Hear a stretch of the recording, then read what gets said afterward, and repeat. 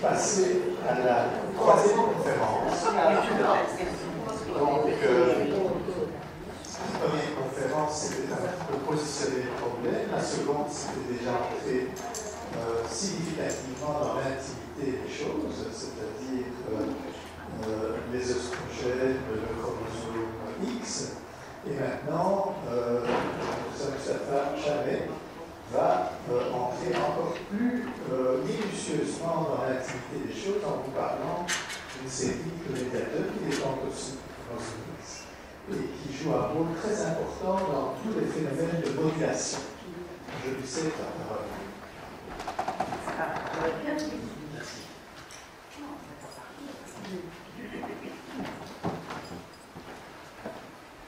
Bonjour à tous. Bonjour monsieur. Merci de rester jusqu'au bout pour écouter le dernier, donc je vais essayer d'être le plus digeste possible. Pardon ? On est les meilleurs, les meilleurs sont on est tous les meilleurs. Alors après, justement, donc d'abord je vous remercie pour votre présence et je remercie particulièrement M. Casimir pour le partage de cette la passion de cette thématique bien sexy, je dirais, et passionnante. Après les deux exposés de tout à l'heure sur les évidences cliniques du dimorphisme sexuel de la réponse inflammatoire et le rôle qui a été d'ailleurs souligné par M. Lefebvre du rôle important du chromosome X, moi j'ai abordé quelques aspects biologiques de la modulation de cette réponse inflammatoire. Et plus particulièrement, quel est l'impact du sexe dans la modulation de la réponse inflammatoire.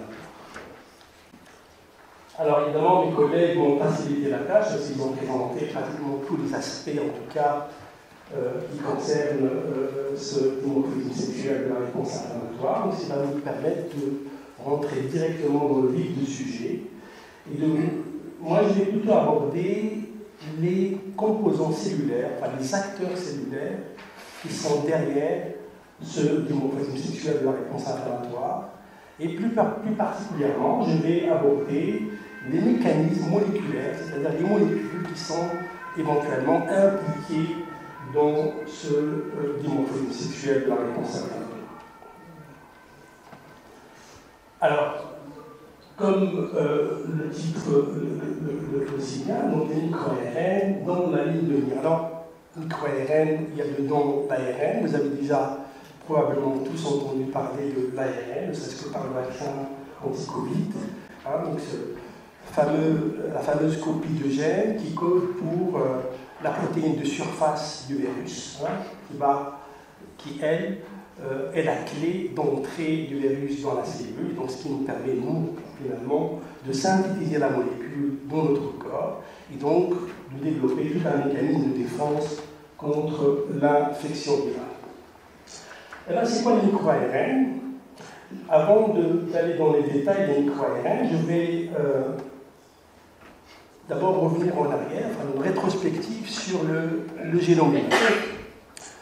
Vous vous souvenez, en 2003,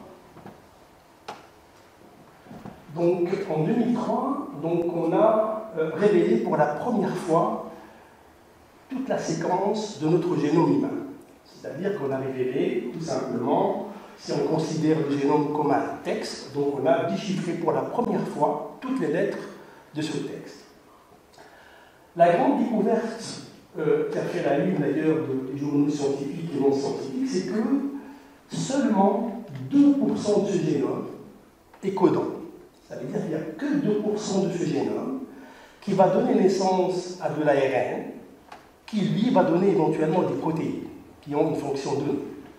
Et ça, c'était vraiment la grande surprise parce que on se disait finalement à quoi ça sert la partie non codante. Donc ici, c'est représenté en rouge, donc c'est la partie codante, c'est-à-dire la partie de gène, le texte, qui code pour des mots et pour des phrases qui ont des significations, en tout cas selon la perception qu'on avait à l'époque de la science et de l'ARN.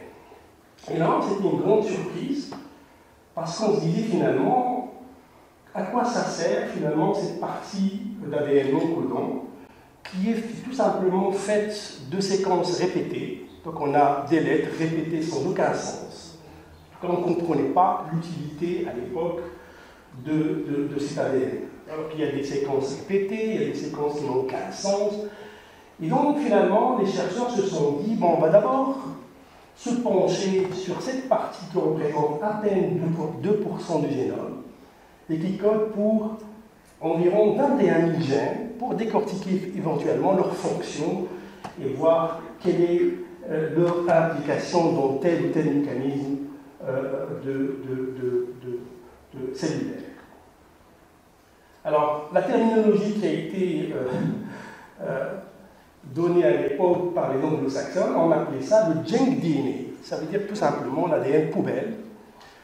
Parce qu'on se doutait bien que cette partie de 98% devrait servir à quelque chose, mais on n'avait pas le temps, finalement, de s'occuper de cette grosse partie, et on s'est dit, on va le laisser de côté, donc il y a la terminologie de l'ADN poubelle, donc qui était née, qui d'ailleurs par ailleurs toujours utilisée par certains.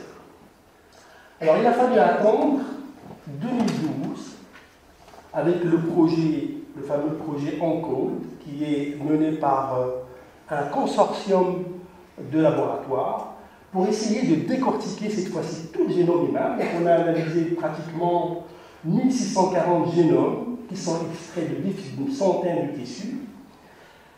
Et ce qu'on a découvert après cette étude, donc c'est une étude qui a été publiée donc en 2012 dans la revue Nature, c'est que l'ADN non codant code en réalité pour un ARN qui est aussi non codant. D'accord ? Et cet ARN a différentes tailles.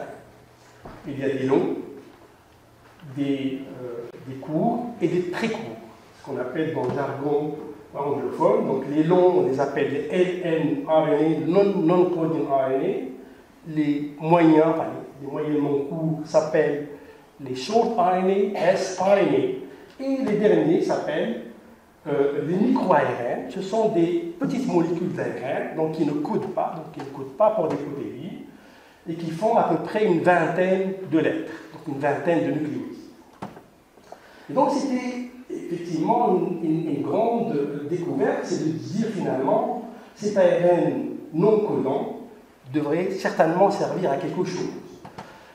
Et après plusieurs analyses, donc on a découvert finalement que ces ARN qui ne codent pas pour des protéines jouent un rôle important dans la régulation des gènes qui, eux, codent pour des protéines.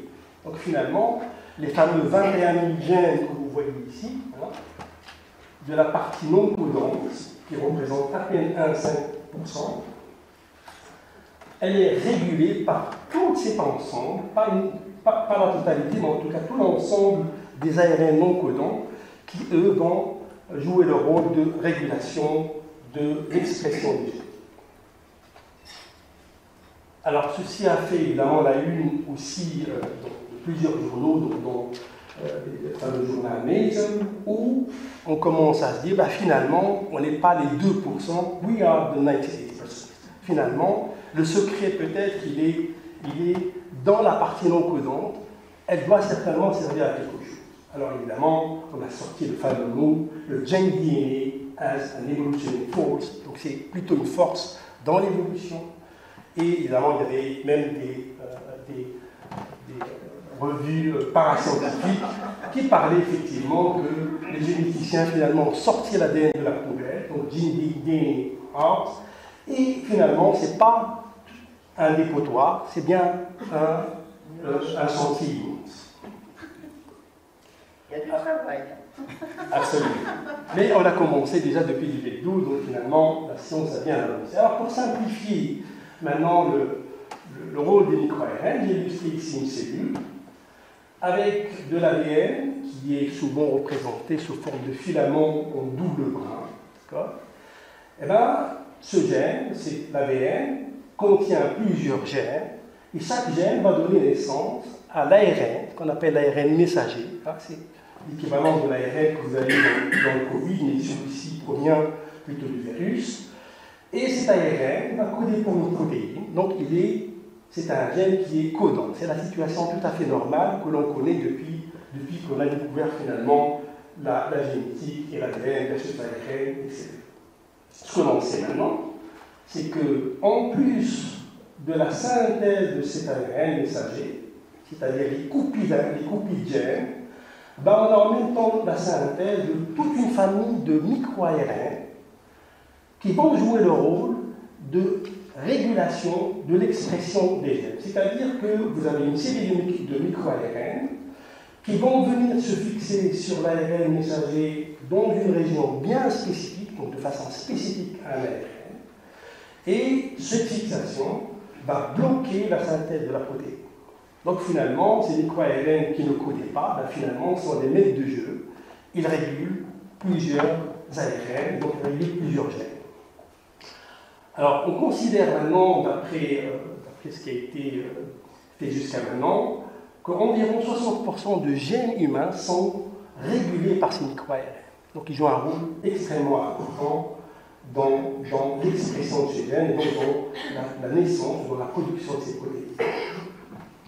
Alors maintenant, la banque des données des micro-ARN ne cesse de croître. On arrive maintenant à des centaines. Et on leur attribue un numéro avec MIR et un numéro particulier, donc selon tout simplement l'année de découverte ou l'ordre de découverte que l'on met directement dans une banque de données accessible à tous. Alors ces micro-ARN, évidemment, vu le pourcentage de gènes humains qui sont régulés par ces micro-ARN, évidemment les micro-ARN vont influencer plusieurs processus biologiques, la prolifération cellulaire, l'activation, l'inhibition, etc., etc. Et alors, nous, on s'intéresse à leur rôle dans l'inflammation, donc dans la modulation de la réponse inflammatoire. Donc, j'espère vous avoir convaincu maintenant que les micro-ARN jouent un rôle important dans les mécanismes, dans plusieurs mécanismes, dont l'inflammation. Ils peuvent réguler soit positivement ou négativement l'inflammation. Ils vont réguler positivement l'inflammation si, par exemple, ils inactivent un gène qui est impliqué dans la résolution de l'inflammation. S'il y a un gène qui est important dans le frein, si on inhibe le frein, évidemment, on a une réponse qui va être un processus d'inflammation qui va être positif. À l'inverse, on peut avoir une régulation négative si le micro-ARN va inactiver un gène qui est plutôt impliqué dans l'induction de l'inflammation. D'accord ? Ce sont les deux grandes, je dirais, les deux extrêmes positions concernant la régulation, mais évidemment, il y a toujours des situations intermédiaires qui est d'ailleurs propre à tous les mécanismes biologiques. Alors, une des particularités de ces micro-ARN, c'est que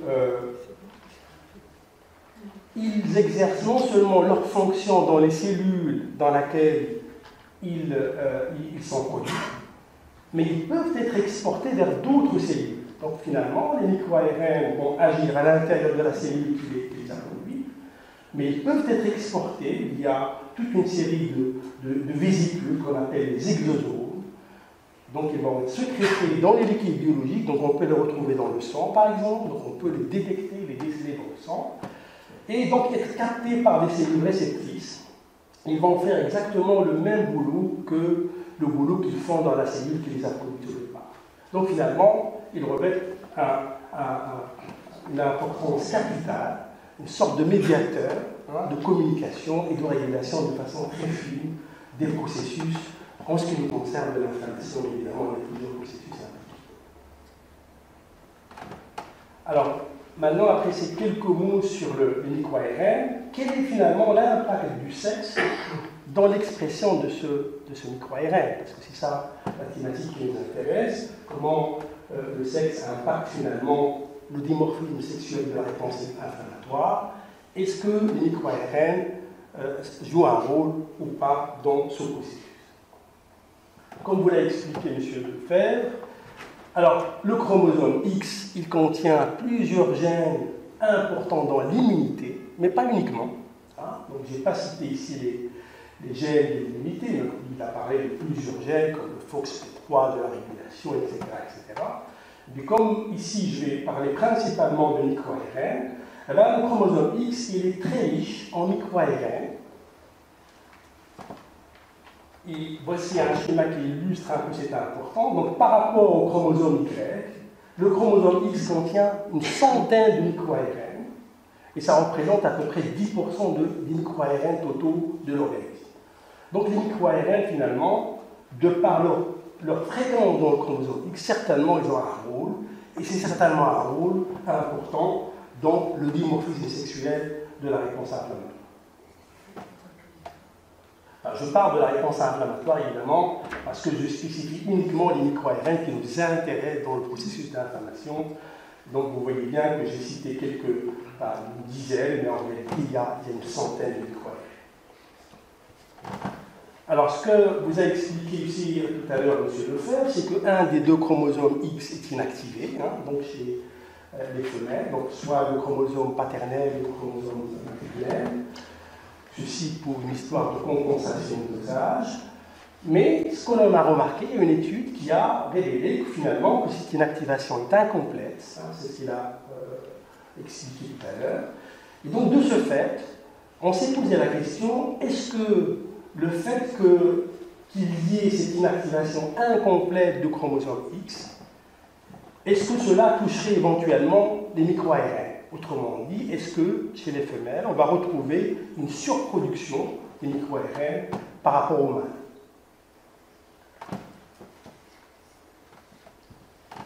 Alors, on s'est intéressé de façon particulière sur un micro-ARN, sur le chromosome X, parce qu'il a des caractéristiques très particulières, très intéressantes. C'est l'un des rares micro-ARN, en fait, que lorsqu'on enlève, lorsqu'on crée des mutants qui ne possèdent pas ce micro-ARN, qui fait à peine une vingtaine de nucléotides, une publication dans Nature qui l'a révélé à l'époque en 2008, on a tout simplement une inflammation spontanée des cellules. Autrement dit, on enlève une vingtaine de nucléotides, un micro-ARN, ce qui est relativement rare, parce que généralement les micro-ARN ont plutôt un rôle redondant. Si un fait son effet éventuellement, si on enlève, il y a quelqu'un d'autre éventuellement qui peut le remplacer. Celui-là, il s'avère un peu particulier parce que le phénotype que l'on obtient lorsqu'on enlève ce micro-ARN est tout à fait intéressant parce qu'on a tout simplement une inflammation continue, chronique, qui est médiée principalement par les fameuses cellules que vous ont expliqué, donc les deux exposés de tout à l'heure, qui sont les neutrophiles. Quand on enlève ce micro-ARN, les neutrophiles prolifèrent très vite et deviennent très actifs. Donc c'est un des rôles principaux de ce micro-ARN. C'est la raison pour laquelle on s'est dit, on va commencer par celui au moins qui a un phénotype assez clair, qui a un rôle intéressant. Donc c'est ce qu'on a développé au laboratoire. Donc on a fait une étude, donc en général on fait une étude d'une approche expérimentale pour essayer d'aller plus loin dans les mécanismes cellulaires et moléculaires. Et en parallèle à ça, donc, on regarde la relevance de ces molécules-là dans des maladies, dans des maladies inflammatoires dans ce cas-là, pour voir éventuellement si les micro-ARN que l'on décèle au niveau du protocole, enfin de l'approche expérimentale, est-ce qu'il y a une relevance clinique chez l'homme. Alors, j'ai oublié de souligner, c'est que les micro-ARN sont relativement conservés entre espèces, donc on peut se permettre de jongler entre les souris et l'homme. On estime à peu près, par exemple pour le chromosome sexuel, on estime à peu près 50% de micro-ARN qui sont partagés entre l'homme et la souris. Alors, on s'est intéressé donc comme modèle pour décortiquer nos mécanismes. On s'est intéressé à un modèle d'infection par les streptocoques. Comme vous le voyez, ça a été relaté tout à l'heure, les streptocoques font partie aussi des microbes dont l'impact peut entraîner effectivement une infection aiguë, une inflammation aiguë, dont le pronostic est beaucoup plus sévère chez les garçons que chez les filles. Donc on voit bien qu'il y a une relevance clinique de ce modèle. C'est pour cela d'ailleurs qu'on l'a utilisé. Alors comment on l'a fait? Donc, on a développé un modèle de laboratoire, des souris, où l'on infecte avec des doses qui ne sont pas létales, et ensuite finalement l'évolution de la réponse inflammatoire au cours du temps, principalement dans les tissus pulmonaires, donc localement pour regarder ce qui se passe. Alors, avant de vous parler de l'impact des micro-ARN sur le processus inflammatoire, je vais d'abord vous donner un aperçu général, c'est schématique, de l'induction et la résolution de la réponse inflammatoire dans notre modèle que nous avons développé, c'est-à-dire l'infection des souris par des streptocoques, et on a regardé ceci dans les tissus pulmonaires. Alors le poumon, évidemment, au-delà de sa fonction principale, la fonction respiratoire, c'est presque considéré comme un organe immunitaire finalement. Parce que, en plus des cellules épithéliales qui constituent le tissu pulmonaire, le poumon il est peuplé par une série de cellules qui sont, pour certains, résidentes, qui sont toujours là, qui jouent de sentinelle, d'autres, qui sont plutôt recrutées après, éventuellement, une infection. Alors moi, je vais principalement m'attarder sur la réponse innée, comme vous l'avez expliqué tout à l'heure de M. Lefebvre, c'est-à-dire cette réponse inflammatoire qui est très courte, qui est généralement de 2 à 14 jours. Donc ici, chez la souris, c'est à peine 3 jours. Donc si on fait l'évolution en termes d'heures, on regarde éventuellement toutes les étapes de l'induction et de la résolution de l'inflammation. Alors, à l'état normal, donc on est dans une situation d'équilibre. Alors, j'ai représenté ici les cellules épithéliales de notre poumon, avec quelques cellules résidentes, qui sont là, qui jouent le rôle de sentinelle, dans une situation tout à fait, je dirais, d'équilibre, d'homéostasie. Rien ne se passe, tout est ouvert, il n'y a absolument pas d'activation de cellules, c'est la situation, je dirais, basale, ce qu'on appelle, dans le fond, le célestise. Alors, après infection, on va avoir tout simplement une activation de ces cellules, c'est ce que vous avez expliqué tout à l'heure, M. Lefebvre. C'est qu'on va avoir des cellules, dans ce cas-là, des cellules qui ne sont pas immunitaires ici, on est en présence de cellules innées, donc de cellules épithéliales, mais qui jouent le rôle quand même d'alerte, comme les cellules innées finalement, et aussi des macrophages. Donc suite à ces contacts-là, le contact de ces cellules, des cellules épithéliales et des macrophages avec des microbes comme les bactéries ou alors les virus, on va avoir ce qu'on appelle un sensing, donc une sensibilisation de ces cellules via les fameux récepteurs dont il a parlé tout à l'heure, qu'on appelle les toll-like récepteurs. Ce sont donc des récepteurs qui vont reconnaître des motifs spécifiques bactériens, communs d'ailleurs à plusieurs bactéries comme les lipopolysaccharides, etc. Alors, ces récepteurs, ils peuvent aussi reconnaître ce qu'on appelle les molécules de danger. Donc, lorsqu'on a ce qu'on appelle une inflammation stérile, c'est-à-dire qu'elle n'est pas médiée par un microbe, donc, pardon, ici, ça. Donc, qui n'est pas médiée par un microbe. Donc, on peut avoir des molécules qu'on appelle des DAM, Danger Associated Molecular Patterns, qui sont reconnues aussi par ces toll-like récepteurs. Et donc, on va avoir une activation de ces cellules, c'est-à-dire que les motifs, les fameux motifs microbiens ou alors les molécules de dommage vont se fixer sur ces récepteurs. Il va y avoir toute une série de signalisations qui culminent tout simplement avec la production des médiateurs inflammatoires. Je vais la simplifier, mais en tout cas, c'est ça ce qui se passe. Donc, je reviens à mon schéma. Donc, on a l'alerte, c'est-à-dire donnée par les cellules épithéliales et les cellules résidentes. Ici, c'est principalement les macrophages, on les appelle les macrophages alvéolaires, qui vont, suite à cette sensibilisation, donner l'alerte à d'autres cellules pour aller peupler, être recrutées au niveau des tissus pulmonaires, qu'on appelle les chimiokines. Ce sont donc des médiateurs qui sont synthétisés à la fois par les cellules épithéliales et par les cellules d'immunité innée, dans ce cas-là, les macrophages. Ils vont attirer d'autres cellules. Donc on est dans un état ici d'activation. Vous voyez bien que la balance est pensée plutôt du côté de l'activation. Alors, avant d'aller vous expliquer l'enchaînement, en tout cas la cinétique, on a parlé tout à l'heure de cinétique, mon avantage, c'est vrai, c'est qu'on peut éventuellement faire ce que l'on veut, presque. Donc on peut regarder, on peut suivre l'évolution de la réponse inflammatoire à différents temps et à différentes heures, ce qui nous permet d'avoir une idée plutôt dynamique, donc, et non pas un seul point, comme c'est souvent le cas, par exemple, dans les études cliniques. Alors, je vais, lors de mon exposé, donc je vais vous parler de plusieurs cellules. Ce que j'ai envie de vous montrer par cette diapositive, c'est qu'on assiste d'abord au début à un recrutement de cellules qu'on appelle les cellules inflammatoires. Dans les premières heures de l'infection, donc pratiquement on a un pic à 24 heures. Après cette vague de cellules pro-inflammatoires, on passe à une vague de cellules anti-inflammatoires.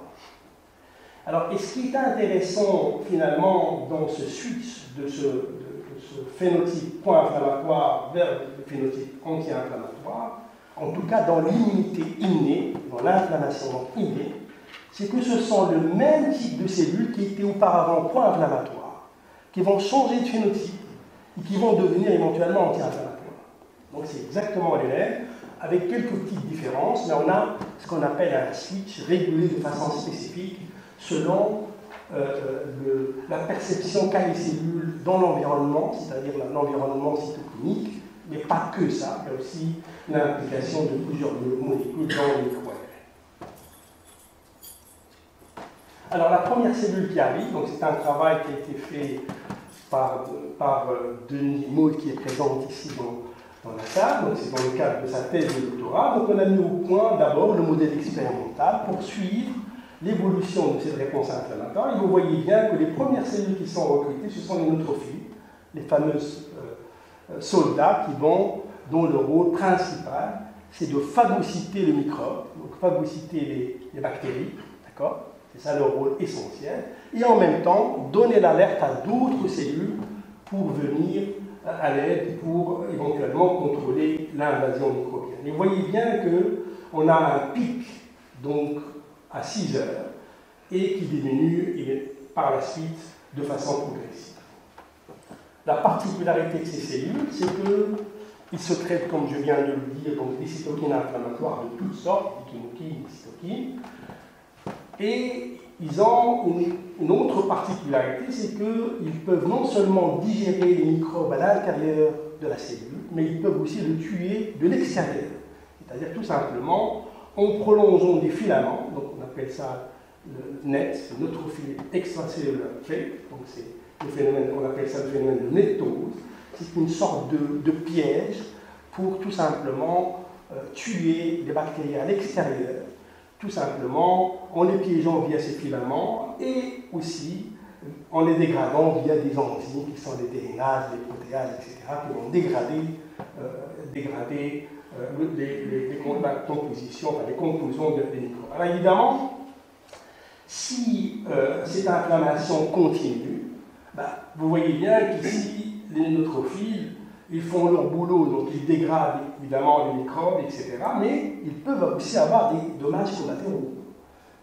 C'est-à-dire qu'on peut, s'ils restent pendant un certain temps, ils peuvent entraîner une dégradation de tissus pulmonaires et contribuer finalement à la sévérité de l'inflammation. Donc d'où l'importance de réguler ce phénomène pour revenir à l'homéostasie. Les deuxièmes cellules qui sont impliquées toujours dans cette vague rouge de l'inflammation, ce sont les macrophages. Et ce que l'on trouve particulièrement ici, ce sont les macrophages qu'on appelle M1, ce sont des macrophages plutôt pro-inflammatoires.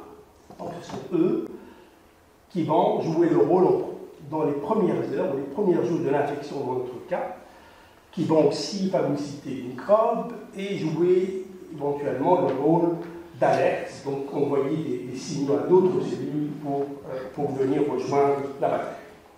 Donc vous voyez bien ici que, j'ai illustré pour en tout cas les cellules de macrophages, on a deux types de cellules de macrophages, ce sont vraiment les deux extrêmes.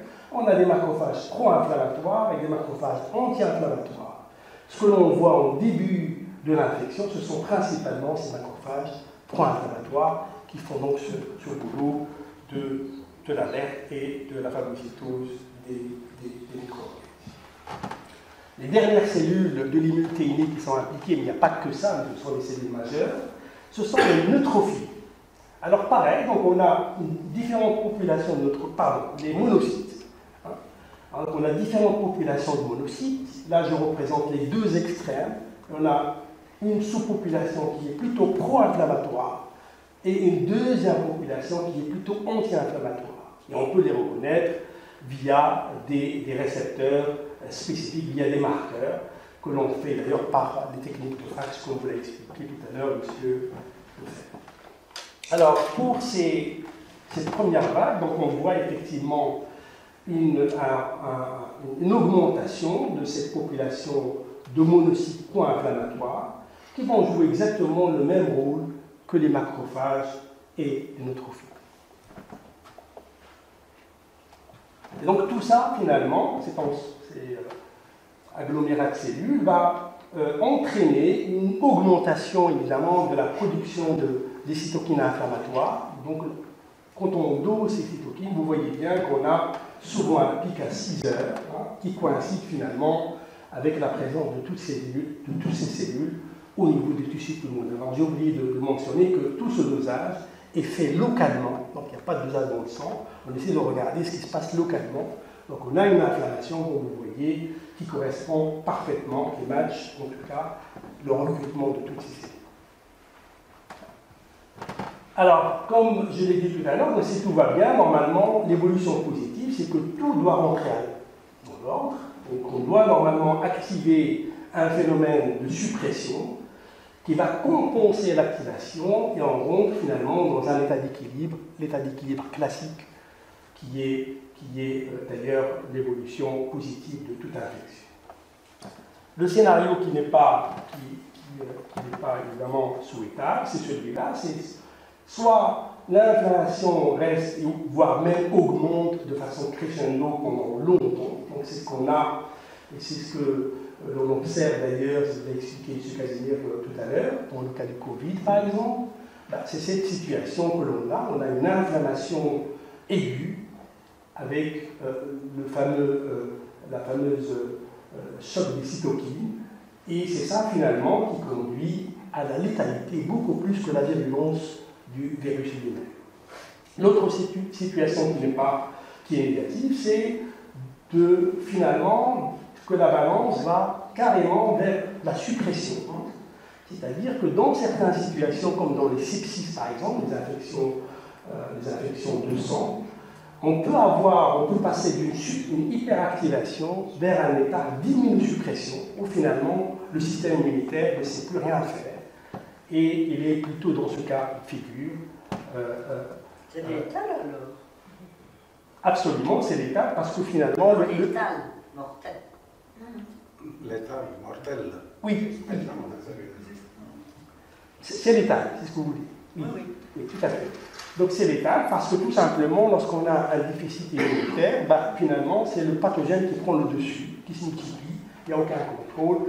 Et là, on assiste plutôt à la virulence microbienne et non pas la virulence qui est inflammatoire. Alors la résolution de l'inflammation, comment ça se passe? Alors, on a d'abord, comme vous voyez ici, donc en tout cas dans notre modèle, à partir de 24 heures, on commence à avoir pratiquement que les souris se débarrassent des microbes. Donc on leur a injecté une dose sous-létale, donc ils ne meurent pas de cette infection. Ils se débarrassent entièrement des bactéries. Et donc finalement, en débarrassant le corps de l'inducteur, de l'agent inducteur, l'inflammation commence à revenir finalement à l'état normal.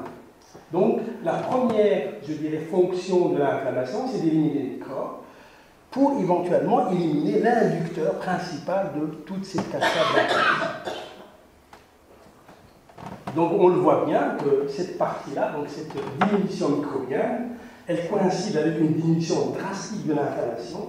On voit ici que lorsqu'on dose par exemple le TNF, une cytokine inflammatoire connue, on a une diminution drastique de la production de ces cytokines. Le deuxième phénomène qui est important dans la résolution de l'inflammation, c'est les fameux neutrophiles. Donc, les neutrophiles vont subir un phénomène qu'on appelle l'apoptose, c'est une mort programmée des cellules. Donc, ce sont des cellules programmées pour vivre à un niveau précis. Après un certain temps, donc, il y a tout un programme de mort programmée. Donc on le voit bien qu'à partir de 24 heures, on commence à avoir une diminution progressive. Ça veut dire que ces cellules, en tout cas, disparaissent des tissus pulmonaires. Et c'est probablement, on n'a pas vérifié, mais en tout cas c'est connu, le phénomène d'apoptose est un des phénomènes qui est assez connu. Alors, comme je vous ai dit tout à l'heure, dans les monocytes, par exemple, on a deux populations. On a la population pro et la population anti-inflammatoire, parce que l'on observe finalement, ce sont ces cellules-là qui prennent le relais dans un deuxième temps pour contrôler l'inflammation.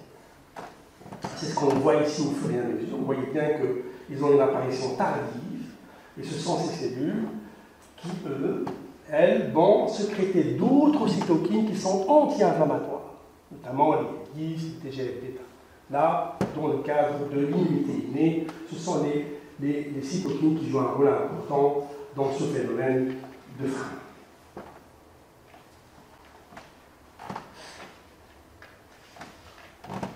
Bon, maintenant, quel est le rôle des micro-ARN dans ce processus? Alors finalement, si je prends uniquement les deux grandes étapes de la résolution de l'inflammation, vous voyez ici que le rôle des micro-ARN finalement est impliqué dans plusieurs processus, dans l'apoptose et principalement dans le changement phénotypique des cellules. Le passage de pro-inflammatoire vers anti-inflammation ou à l'inverse, eh bien, ces micro-ARN jouent un rôle important dans le switch. Ils sont capables de faire le switch on ou off en fonction un peu des cellules cellulaires.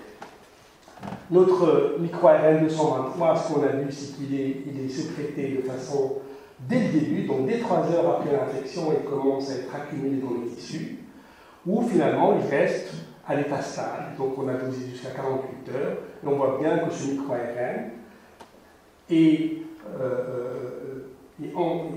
accumulé dans les tissus pulmonaires, et on a montré que ce sont principalement les neutrophiles qui sont les sources de ce micro-ARN. Donc finalement, les cellules produisent leur antidote, et quand l'antidote finalement s'accumule avec le temps, il a un effet. Quel est l'impact de sexe dans ce phénomène? Donc voilà, on s'était posé la question, finalement, dans ce processus inflammatoire que nous avons vu, est-ce qu'il y a une différence entre les mâles et les femelles? Parce que c'est ça la question principale à laquelle nous voulions répondre. Alors, lorsqu'on compare les souris mâles et les souris femelles au cours de l'infection, ce que l'on voit, c'est que toutes les deux débarrassent finalement leur corps de façon similaire de la charge microbienne. Donc, en fait, ils ont exactement la même capacité d'éliminer ce microbe. Par contre, si on dose cette fois-ci les cytokines inflammatoires, on voit que les mâles produisent en général plus de cytokines, ici présentées par le TNF et T1, et plus de chymokines, les fameuses chimiokines qui jouent un rôle important dans l'attraction des cellules immunitaires. Donc les mâles ont tendance à produire plus de cytokines inflammatoires. Et ce qu'on a vu aussi, c'est qu'ils ont plus de monocytes au niveau des tissus pulmonaires et plus de macrophages, qui sont probablement la source de cette augmentation. Lorsqu'on décortique au niveau de ces macrophages, quelle est la sous-population qui produit ceci? Donc, ce sont plutôt les macrophages inflammatoires, les M1, les fameux M1, que l'on retrouve de façon beaucoup plus importante chez les mâles que chez les femelles. Ce sont deux marqueurs qu'on a utilisés pour aller regarder ces cellules M1. Donc, on voit que les mâles ont finalement plus de cellules inflammatoires de type M1, les macrophages. Donc ceci résume un peu ce que je viens juste de dire. Alors maintenant, quel est le rôle du micro-ARN dans ce processus-là? Donc on a essayé de regarder, on a dosé les micro-ARN dans les globules blancs, dans les tissus pulmonaires des souris. Et ce que l'on voit, c'est que les macrophages des femelles produisent plus de micro-ARN 223. Donc en fait, ils ont une capacité de produire une quantité importante de ce micro-ARN qui joue le rôle de frein. Autrement dit, ils ont la capacité de freiner l'inflammation de façon plus efficace que les mains. Comment on voit ceci? Donc on voit clairement que plus la quantité de micro-ARN est présente, moins on a de cellules inflammatoires. Donc on a, après ces expériences, nous avons déduit que ces micro-ARN probablement jouent un rôle important dans ce mécanisme de diminution de macrophages de type M1. Évidemment, c'est ce qu'on appelle dans le jargon scientifique une association, donc il n'y a pas de cause à effet ici. Alors on a essayé de le montrer, justement, cette fois-ci en infectant des souris et en même temps en leur administrant un inhibiteur de ce micro-ARN.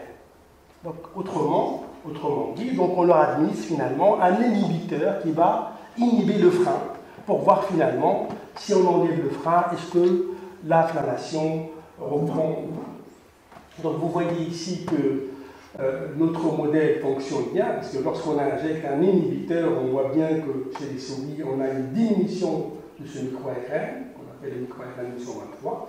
Quelle est la conséquence de cette inhibition? Là voilà, je vous présente ici avec un exemple de DNA, on a fait une série d'analyses, où on voit finalement que l'inhibition de ces micro-ARN impacte finalement l'inflammation, représentée ici par la production de l'IL1. Alors, comme synthèse de ce travail expérimental, donc ce qu'on voit, c'est que les femelles ont une meilleure capacité de contrôler l'amplitude de l'inflammation innée suite à une infection aiguë, et que ce micro-ARN, qui est produit par le chromosome X, joue, en tout cas contribue, joue un rôle important.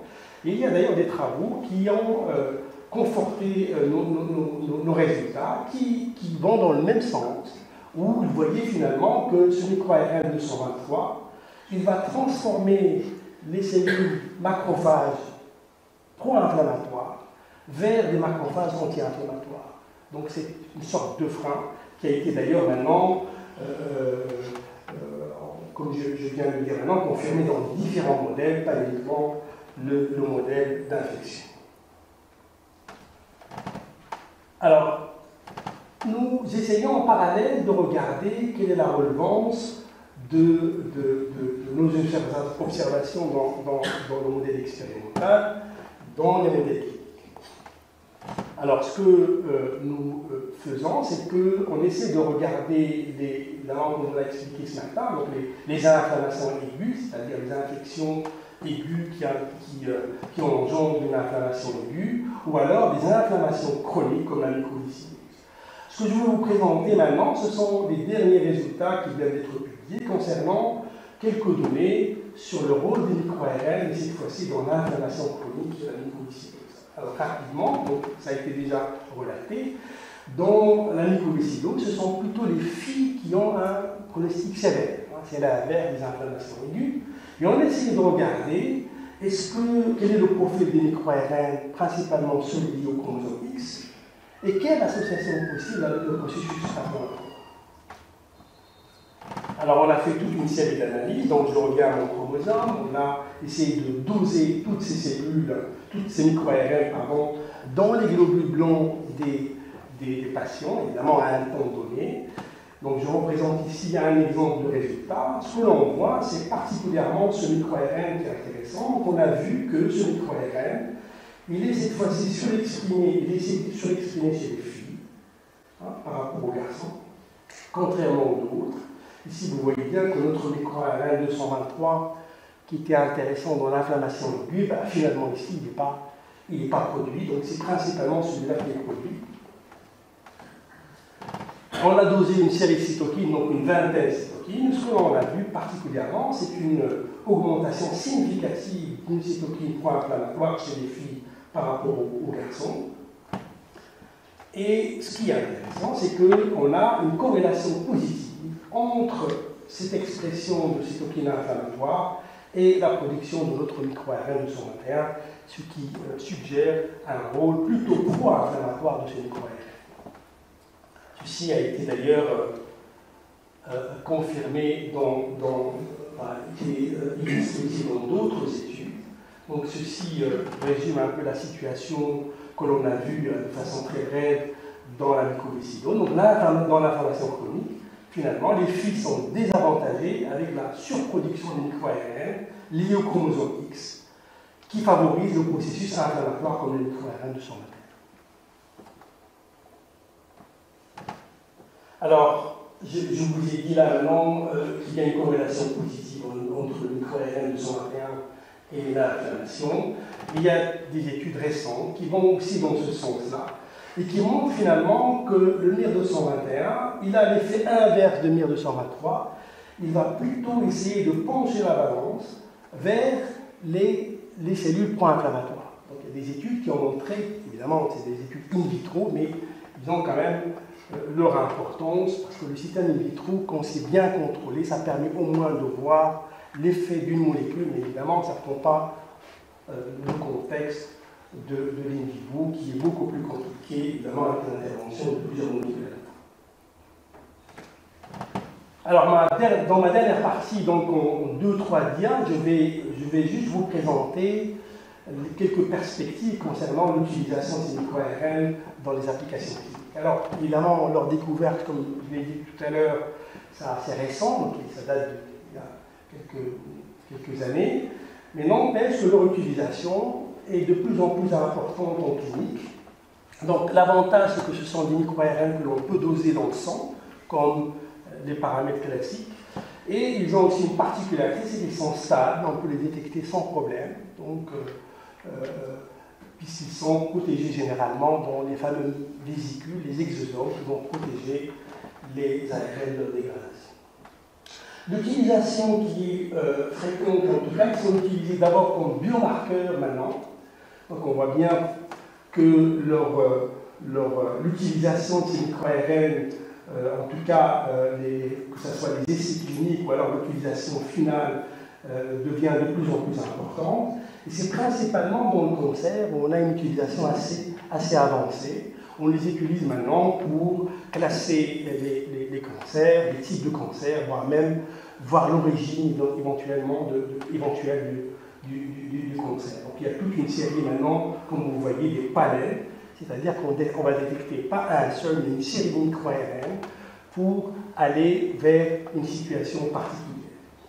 Évidemment, il n'est pas étonnant de voir aussi leur utilisation aussi dans les maladies inflammatoires. Mais en tout cas, les études sont en cours pour éventuellement voir la possibilité d'utiliser ces micro-ARN, par exemple, comme marqueur de pronostic, et plus particulièrement dans les phénomènes d'exacerbation par exemple.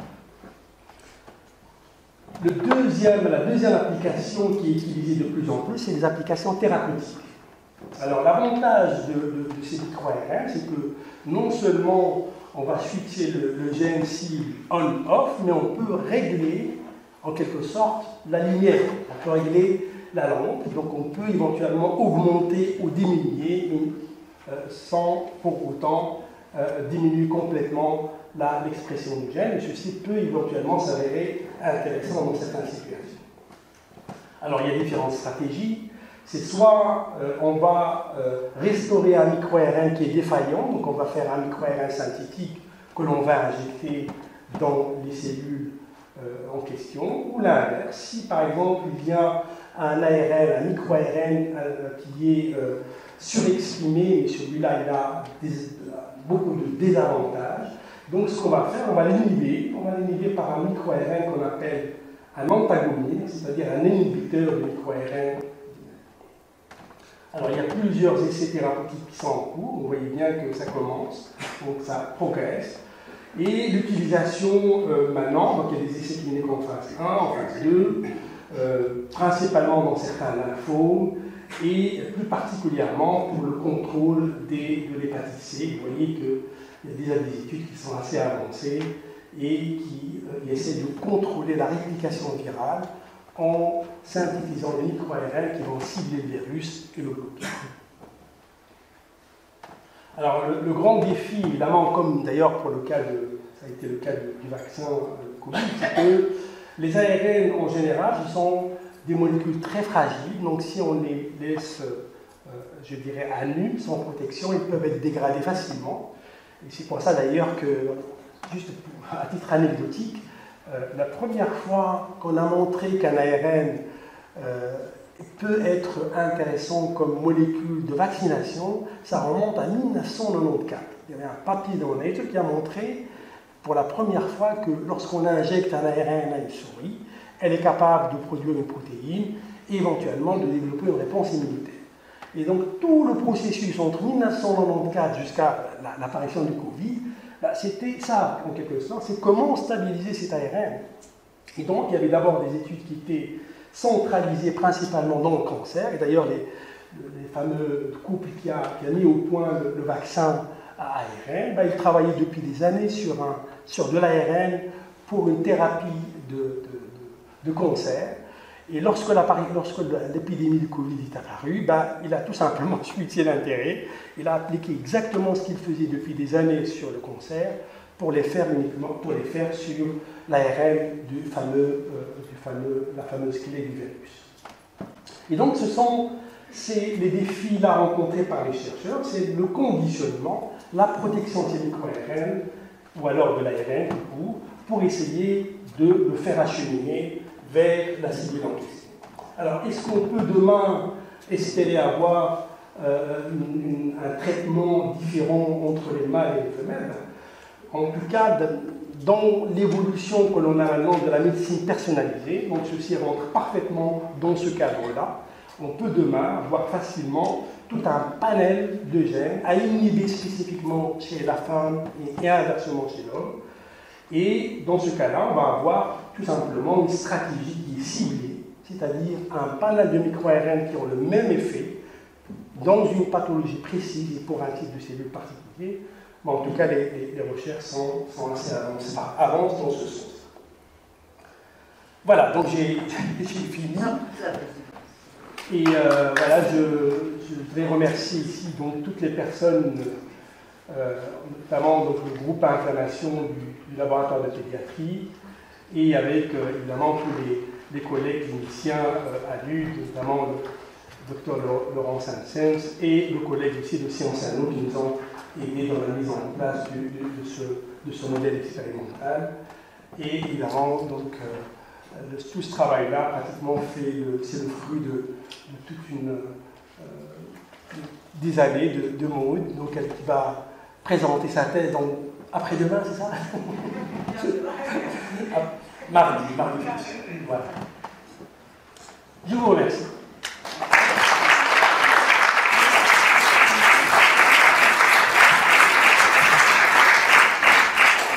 Et c'est que, comme on a vu, énormément de micro-ARN sont étudiés aujourd'hui dans le monde, avec des effets extrêmement intéressants. Un des éléments tout à fait crucial de notre petite et humble contribution, c'est que nous l'avons étudié dans le domaine de la différence entre garçons et filles, ce qui était très peu étudié, sinon pratiquement pas du tout étudié. Et donc peut-être que notre apport, franchement, c'est d'avoir étudié cette différence des micro-ARN en garçons et filles, et c'est peut-être là aussi, en tout cas pour le principe de tout ce qui se passe dans l'inflammation, que nous aurons une chance, je dirais, d'avoir contribué à quelque chose qui pourrait être vraiment très important, c'est qu'au travers de micro-ARN et de leur modulation, on puisse traiter à un moment donné différemment les garçons et les filles, pour les faire mieux guérir en cas d'inflammation aiguë et pour les protéger de l'inflammation chronique chez les filles. C'est un petit peu ça le message, je pense, que Mustapha nous a magnifiquement donné.